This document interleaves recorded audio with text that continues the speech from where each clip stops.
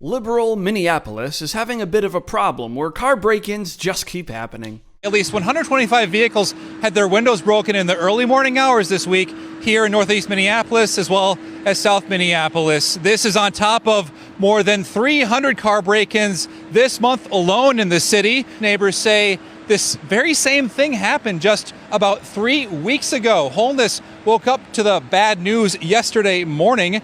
He now has his window bagged, while the inside of his car is still covered in shattered glass. Police say there have been no arrests related to these sprees. The options are people think it's go to jail, which I don't think helps, but I also don't think letting them off scot-free, which is what is happening, is the answer too. Putting them in jail? That doesn't help. Letting them off scot-free? We're not going to do that either. So what kind of punishment do you propose? Are you going to fine them? And what if they don't pay? Will you issue them a strongly worded letter? People like this are the reason we have issues like this.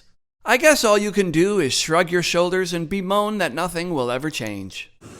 So, and I don't see it changing. Cities should be part of a security program of some sort where somebody comes out at night, they patrol, they make notes of what's not lit, what's going on. I think what she's getting at is the police. You know, the thing a lot of liberals don't like because they hunt after black people or something. They opened up all the glove boxes. I don't know, like, you'd think the change was the most valuable thing.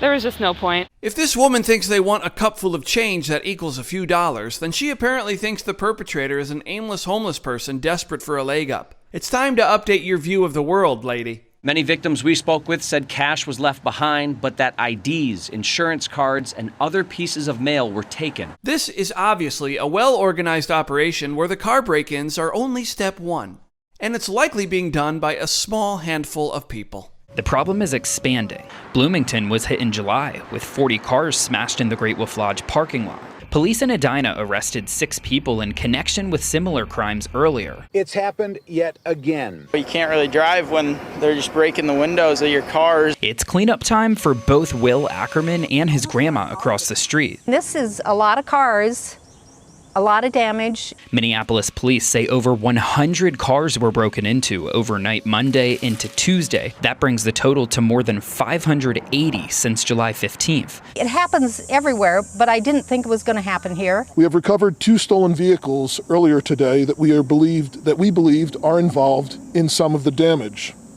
And we have 3 juveniles that are now in custody. This specific problem appears to be a crime spree with juveniles. The common denominator that we've seen is joyriding in stolen cars and then other problems. In order to have a case against someone just for one particular vehicle, we have to be able to prove that a specific person damaged that specific vehicle.